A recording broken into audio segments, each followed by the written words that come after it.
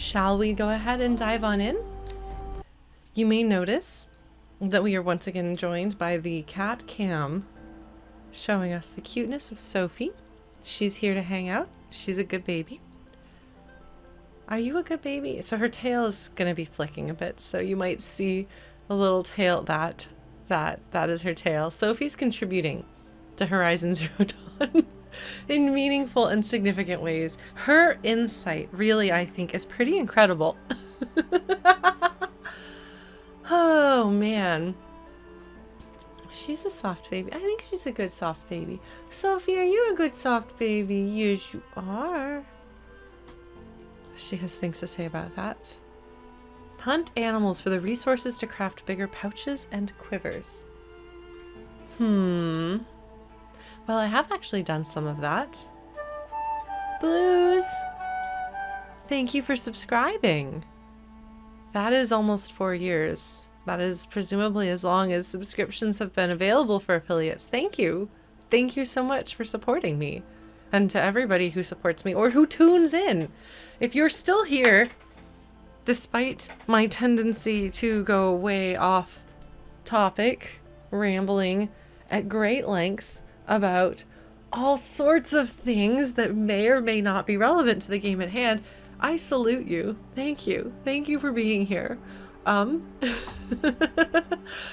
do think I've managed to run off people with my very slow approach, and I'm still sort of trying to find my streaming footing, I suppose.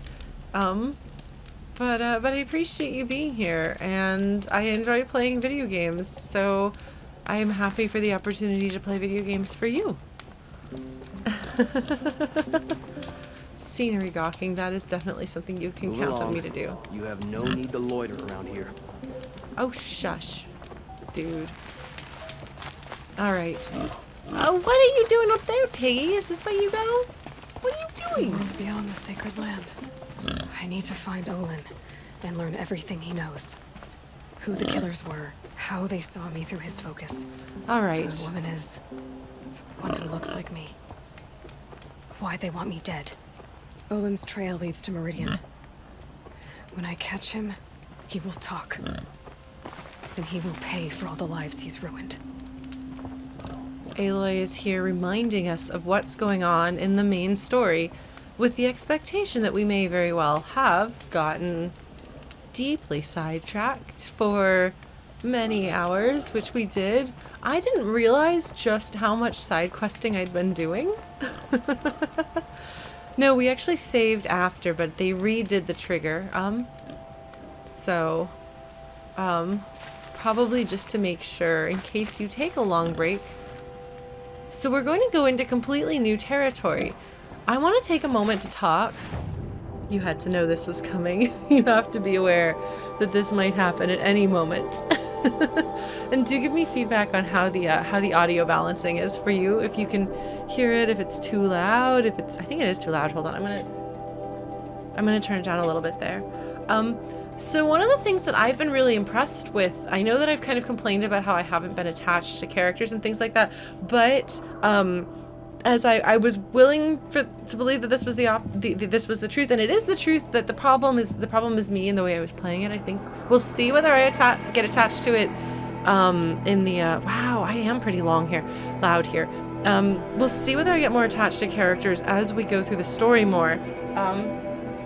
But at the very least, I'm not doing any favors. I think it's still a little loud, actually. But I think I'm not doing us any favors in that regard by having gone off on the slow, meandering side quest way. But one thing that I've really appreciated that they've done so far has been the way that the world expands at various points in the game, so that you have the newness and the coolness, the excitement of having something new to explore. Feeling a little overwhelmed, but not so overwhelmed that you can't manage it. So when I first started the game here in the Embrace, I was scared just moving around. Like, it was just terrifying. Everything in the world is scary. And then you get kind of okay with the Embrace, and that's when they send you out here and everything is like a million times scarier. There's all these new, scarier kinds of machines and strange things happening. And you're like, okay, no, I think I've got it in hand. But then the more you continue onward, they introduce new machines just as you start getting comfortable. They're like, well, what about this? This is not so comfortable, is it? And the answer is no. No, it is not. And they keep adding new things and new ways of interacting with the world that are scarier. For example, somewhere around here, when you first have the machines and the bandits interact with each other and things like that, just things that make the world keep feeling bigger and scarier every time you start thinking. Here, I'll turn it down a little bit more. Every time you start thinking that you've got it in hand and it's fine, something changes and they throw you a little bit, which I think is a great decision. I think that it works really well. But we're now about to go into completely new territory. For the first time, as I understand it, we are leaving territory that has at least at some point been Nora. Like, the Nora gave up a lot of this land during the battle with the war. The war with the Carja. And so they gave up a lot of this territory here. But this did used to be Nora territory. So this is the first time we've left a place where Nora are fairly common. And we will now be going to a place where Nora are not common. Because unlike these other people who are permitted to travel within each other's locations, Nora are not to leave the Embrace. And they're certainly not to leave their area, you know? They're certainly not to go exploring into other places, like other cultures, territories. So this is going to be new and different. We're going to start encountering people who don't know anything about the Nora, except for the Carja stereotypes, which, as we've seen from the Carja stereotypes of the Oseram, they're not necessarily the most like fair, reasonable, truthful things. So that's going to be an interesting thing to experience. And I expect we're going to have a completely different feel, a completely different like climate, location. I don't know if we're leaving Colorado because my Colorado geography is not very good. So I don't know how far, like where Denver is compared to these other places and so on. But we'll find out eventually, I'm sure. But I'm really excited to explore something completely new and different. And so for Aloy, it's true that it has been true of this game so far that like every step she takes is the farthest she's ever been away from home. But this is the first time that like it really, really, really sinks in. Like, this isn't familiar. Everything from here on out is going to be different. I mean, just look at the railing alongside here. Just like look at the architecture. Everything is different, you know? We're going into the unknown. The game will probably play differently. Aloy's not going to have the cultural context for like anything. No, she's very, very clever and used to piecing things together. And frankly, she didn't have a lot of the cultural context to put together things for her own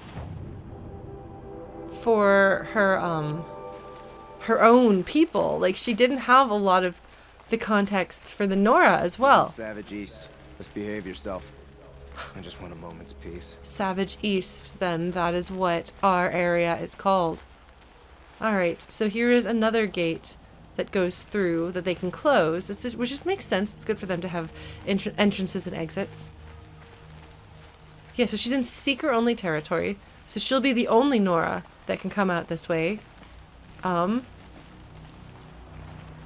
so I expect we're going to deal with, just as in the past we've had to deal with some hateful issues being an outcast, now we're going to deal with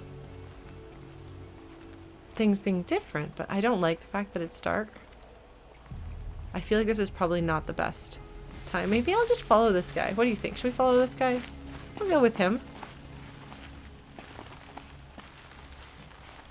take a look. It feels darker out here.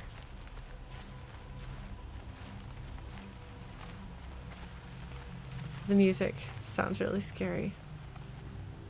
Like, the darkness out here feels more intense than the darkness in the savage east. Hold on, I want to check and see. Wait, what is that? Oh, it's just a piggy. Okay. What do we got going on here? Where are you going, buddy?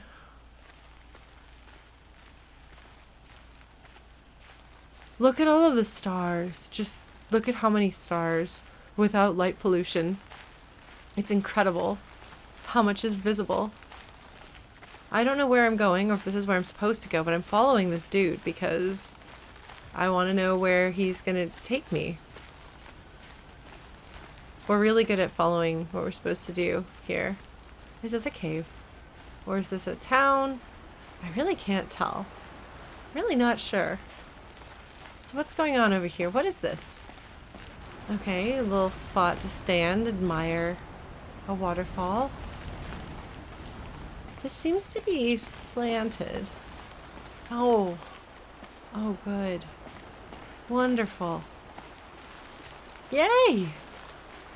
Oh, good. Great. Happy. Well, it's only a little bit of a cave.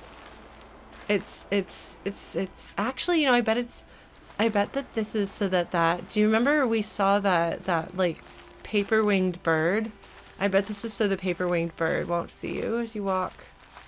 I bet that they choose to travel through caves sometimes to keep themselves safe. Let's see. The snow sets in quicker than frost. And yes, she did that when we were up at the top. So this dude shows up, he comes down here, and then he just turns right around. He just takes a look and says, nope. Where am I? Okay. So, did I just take a shortcut?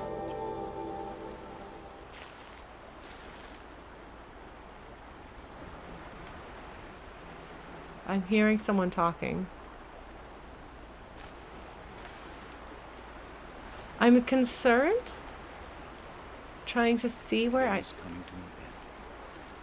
What did you say? Are you talking? Oh, hello. I wasn't expecting you to speak to me. Is that because only outcasts come out this way? Do you hear the flute? The music is very different.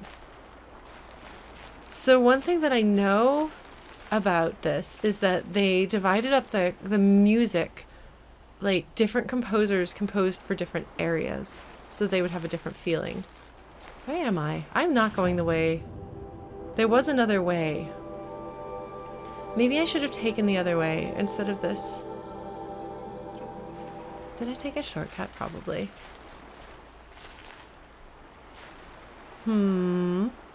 What are you looking at, Aloy? I'm nervous because of that bird.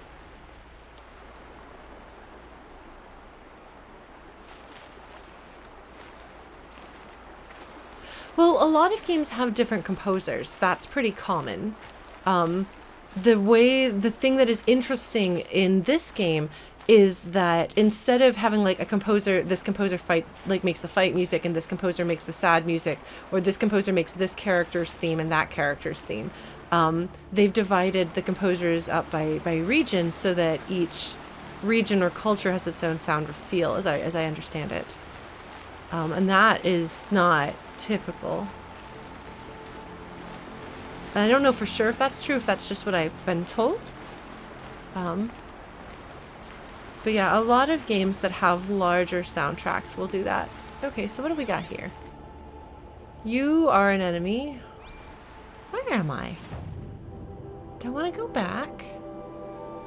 I kind of do. Oh, shoot. Oh, you. What are you? What are you? You're still far enough away that I can't get a read on you, but there you are. Okay. I see you. I don't like you. I think I'm going to go back. Because this place seems to be heavily patrolled. I don't know. I'm curious. I want to see what was the other way. So I'm going to voluntarily and unnecessarily go back through a cave. Aren't you proud of me? Look at this beautiful waterfall. I bet if I jump in that, I bet I die. I want to go in here, but I can't. You don't have to go inside. They don't have inside. What's the word? Oops, wrong button. Wrong button. They haven't modeled insides of buildings, really. That's not been their focus. So this, not this, not up here, but there was another path I could have taken, I think. So we're gonna go check that out. Yeah. Is there another path?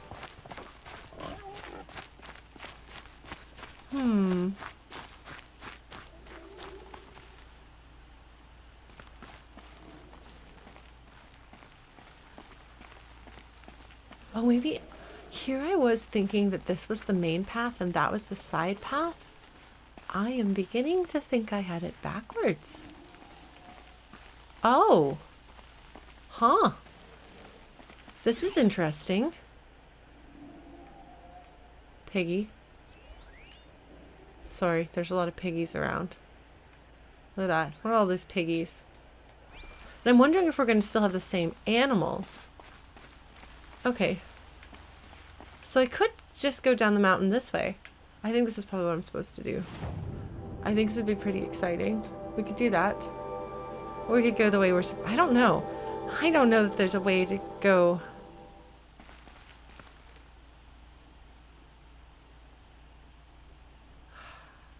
This looks like this would be exciting. Let's try not to die, shall we? Oh, was there an option to do something? I didn't see it. What it was.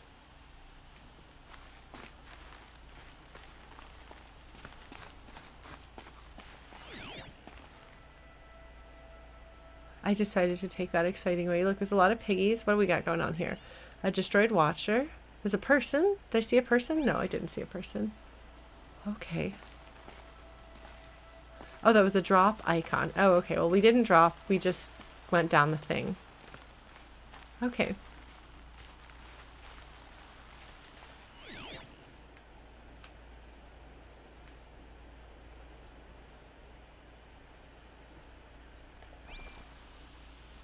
Oh, this is another bunker from the looks of it.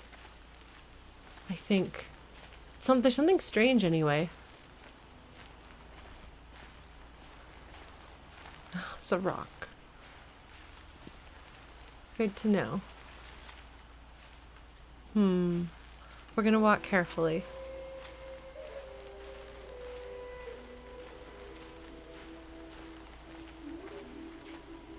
This looks like a good place for an ambush, doesn't it? But, fortunately, I have a focus. Which, if we'll recall, focuses were, like, ubiquitous in the pre-apocalyptic times. That's not a feather falling. I'm sorry. I'm scared of the giant bird. Okay. The giant bird scares me. I feel like that's an okay thing to be scared about. Don't you think that seems reasonable? I could just go gallivanting there instead of on the road. They did say that if you keep to the road, you'll be safe, and I'm pretty sure that's not true. There it is. There it is. There it is. Hello, bird. I don't like you.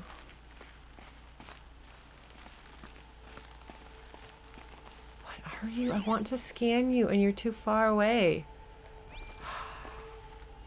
Something horrible is going to happen with that bird. It's going to attack me. I'm going to die. I'm going to scream. It's going to be really awkward and terrible. Embarrassing. And I know that Aloy is probably supposed to be like talking down here because she's supposed to have gone down here at a normal pace like a normal person. But unfortunately for all of you, you're stuck with me instead.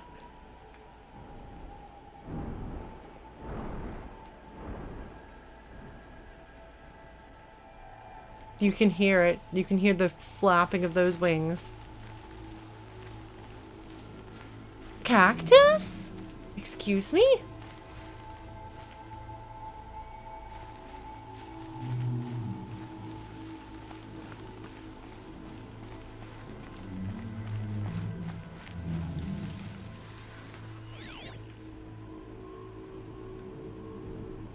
I guess if it's the City of the Sun, it might make sense for them to be in a desert. What, are we going into New Mexico? It's gonna be like Albuquerque is gonna be the city that we're visiting or something like that? Arizona? I'm trying to remember my geography. Sorry. What are you?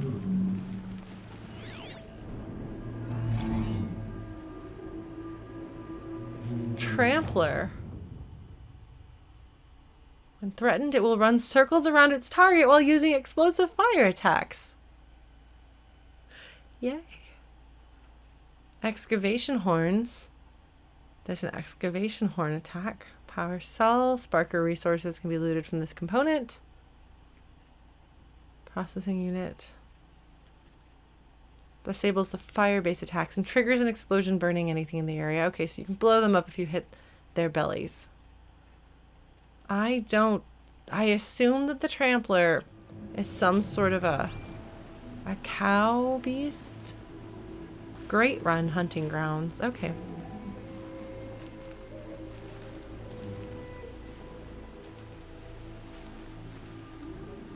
Okay, so the southern border of Colorado is New Mexico.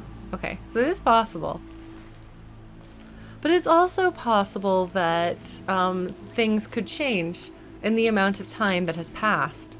It's possible that things are now a desert that were not a desert in our time. You know? Oh, that guy's scary looking. Okay. I'm a little nervous. Not gonna lie. Campfire discovered. Okay. The music's really cool. Oh, I don't like those sounds.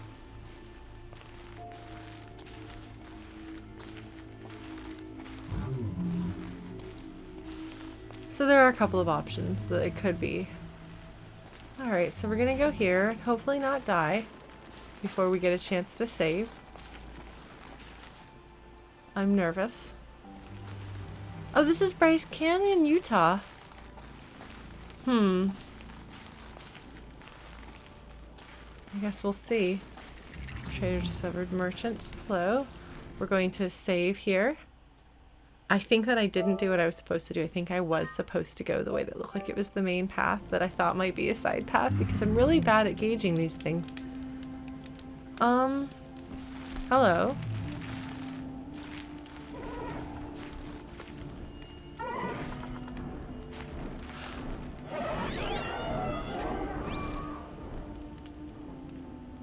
That's not good. That's not good.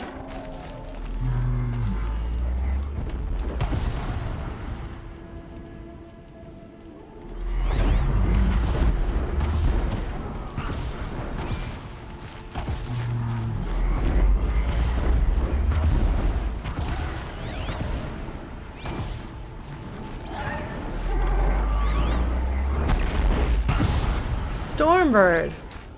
Well named. Highly maneuverable flying machine with a wide... Oh. I wonder if that means I'll be able to ride it. That would be cool. Hi, Ren. Hello. I do also play the critically acclaimed MMO Final Fantasy XIV, but I'm not playing that right now. So this thing is really big.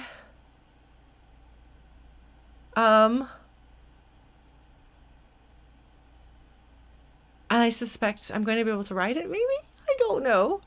So we can set it on fire, and it can set us on fire. It has an engine, a dive melee attack. Freeze canister. Okay, freeze is really bad. Freeze, I think, might be worse than fire, actually. Lightning gun. Okay, cool. So this does all three of them. Wonderful. And it has a gun. Blaze, chill, water, echo shell, crystal braiding, stormbirds. Cool. No! No! Oh my god. Not on, no, no. I don't know what it's attacking. Wait, is this the same thing as that? No, this is not the same thing that's floating around over there. What is it doing? All right, hold on. Let's take a look. Yeah, let's take a look at Okay, yeah, so this is definitely a different climate. Alright, there's some lodge hunting stuff going on. This guy's bad news. Quest, hunting grounds. I'm level 20. I'm not quite there yet. I'm not really doing these because they're not really very exciting to me. Yeah, so the machine catalog. Stormbird. I think that there's another bird though. I think that this is only one of the birds. These guys are, I think, bad news. Hi, Keeper. What's up? You're By Carja. the sun. Are you Nora? I've never seen one at a hunting grounds before, or at the Hunter's Lodge. How interesting. That's a better What do you do here? reaction. This is a place to test yourself against a herd of machines in the stamina trials. Think you can handle it?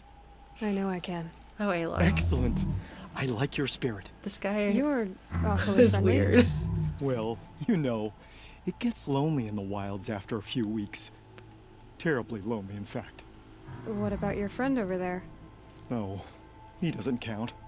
Barely ever opens his mouth, and when he does, nothing interesting comes out. Is that making fun of the fact that the merchants don't talk to you? Because that would be really funny. I would be amused by that. Alright, so let's get some information about this dude. I'm curious about him. Who are you? Why are you here? Well, I'm a hunter, of course, and a member of the Hunter's Lodge. But I don't mind being out here. At least no one complains about my clothes, or my manners, or my personality. Oh, Don't let him in, he'll drive people off with his incessant chattering. Or, he stinks of fish again. That sort of thing. I don't stink of fish, do I? No, it's more like wet fur.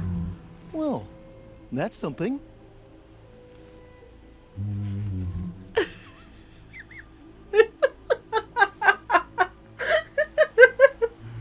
oh my god, this fellow. This fellow. Okay, so people who are chattery and just don't know what to say or not say. Yeah, oh buddy. I like him. He has a strange accent isn't quite the right word, but his actor I think has chosen an interesting voice to give him. I like him. He's yeah.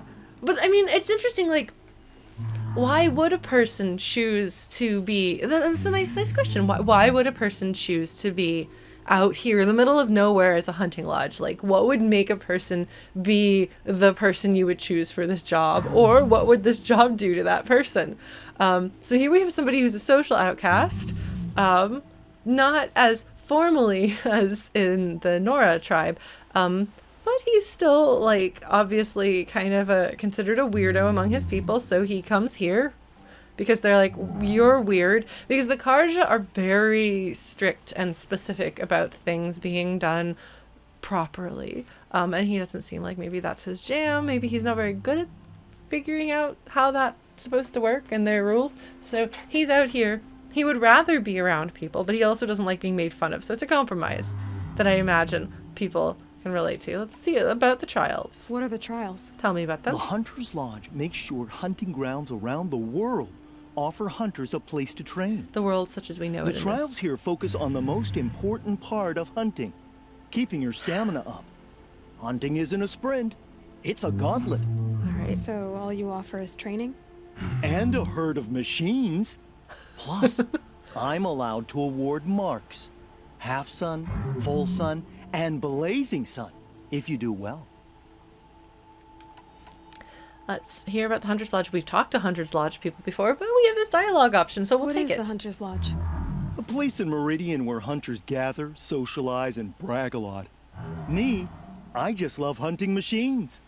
If you win 3 half suns at any of the hunting grounds, you can enter the lodge yourself.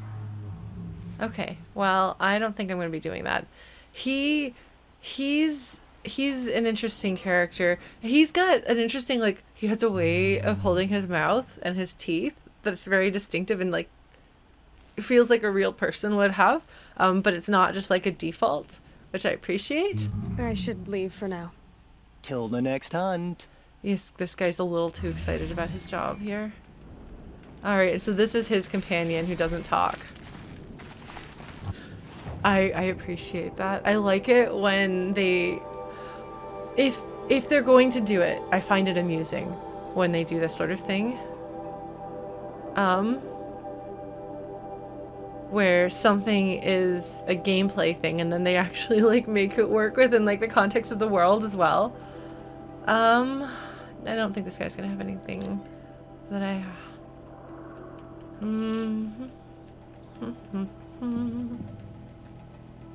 like this would probably be great to have when I'd have to deal with projectiles.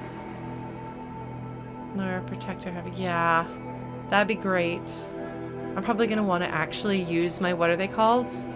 The modifications. I'm probably gonna want to use those out here. I bet I am.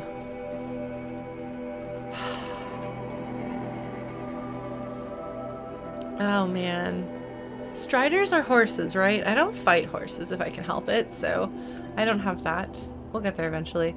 I think we're okay. Let's get a free sample box. Sure. Oh, I should probably use those, shouldn't I?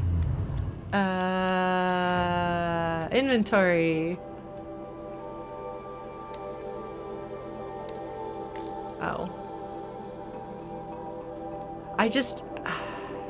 Oh, let's go through here. Okay, what do we got? Oh, I used some of those. I should probably actually go through and take all of these, shouldn't I? Whoop. I'm not very good at keeping up with these things, as you can tell. Huh, rocks. I decided against those. Ammo. Harvest arrows. Removes machine parts with high precision. Could be useful. Metal bolts. Right. This is for my new, what's it called? Shotgun. It's a shotgun. Save up points for Tinker. Yes. Yes, that is a thing that we're working towards, which is here. Yes. So technically all I need is 3 points and I can get Tinker, which will take a few levels. I don't know if the regular travel packs have a use or not. We're gonna save because I don't want to have conversations again when I inevitably die to that giant bird thing. So there's another one of these here. Cool. There's birds. Birds are bad news. There's hunting. Another one of these. What else have we got going on here? Oh, that's a cauldron. That's gonna be hard though. Cauldrons are hard. That's the impression I've got. I was overleveled. I was so overleveled when we did the last one that I didn't get the impression it was super hard, but from talking to people about it, it became very clear that that was something they expected to be hard. Which tells me that if I'm not overleveled, I will have a difficult time of it. Oh, I can sell them? Okay. Hi, merchants. Let me sell all of my little bitty... Where are these? This. The regular fast travel pack. I can sell all of these, right?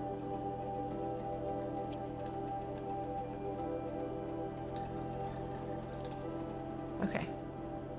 We did it. Oh, this is also sellable.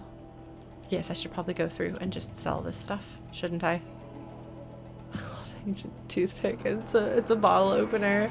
The bracelets, which are watches, which have no value. God, I have a lot of these things. A whole lot of these things. Oh, I should probably get some wire, shouldn't I? I guess I'm low on wire. Hold on, we're gonna continue to sell. See if we've got some things that are just for selling and we'll sell them.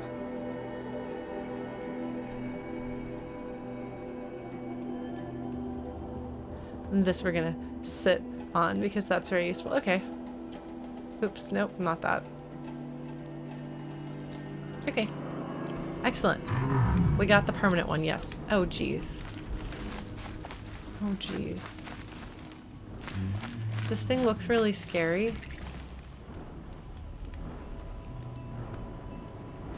I don't think I'm going to want to fight it. Yeah, I was thinking about selling some of those resources to make some space.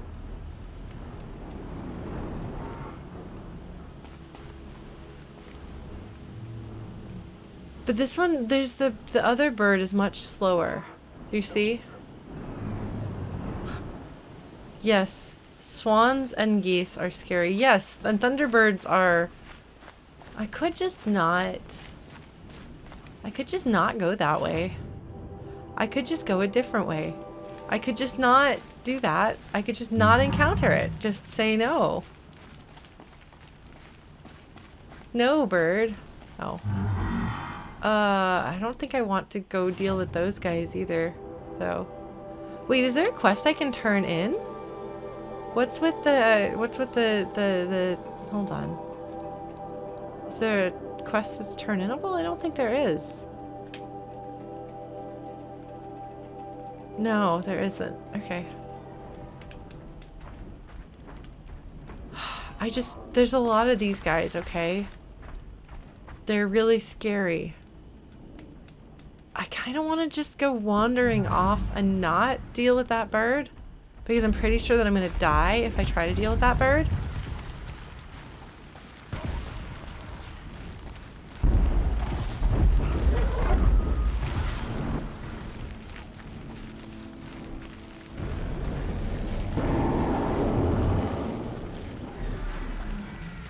Nothing to see here. Nothing to see here. Oh jeez. What are you oh shoot, oh shoot. Nothing to see here, nothing to see here. I'm not here. I'm not here. I'm not here. I'm not here. You don't see me. You don't see me.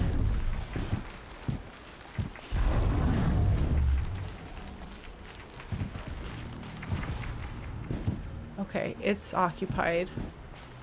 Well, that's cool. That's good to know. They teach you this. I was wondering about this.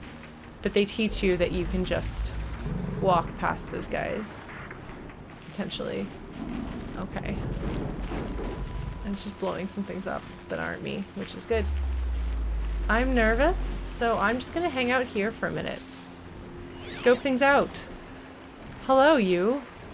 You're bad news? That just looks like something different. You know, it looks different. Maybe because this one's aggravated.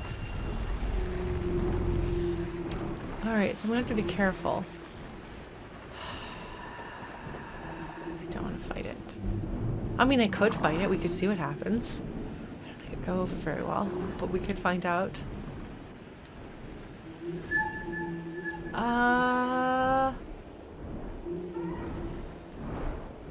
Thing is, where is it that I'm trying to go? Did I go the wrong way? I went the wrong way. Maybe. Or maybe I have to go this long way around, actually.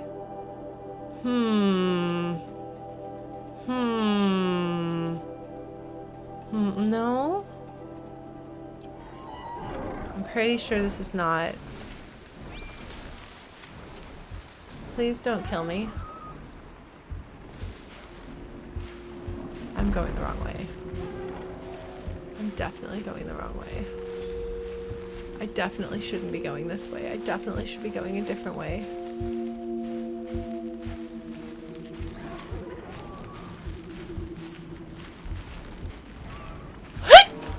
Oh, it's just a turkey.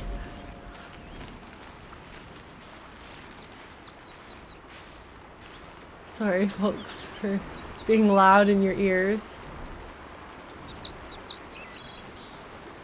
What do we got going on here? Turkeys?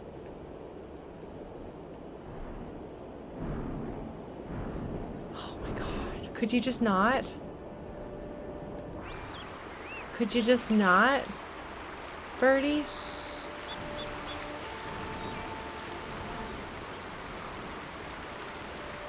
There's a sign that tells me where things are. Maybe if I just do this, the bird won't notice me?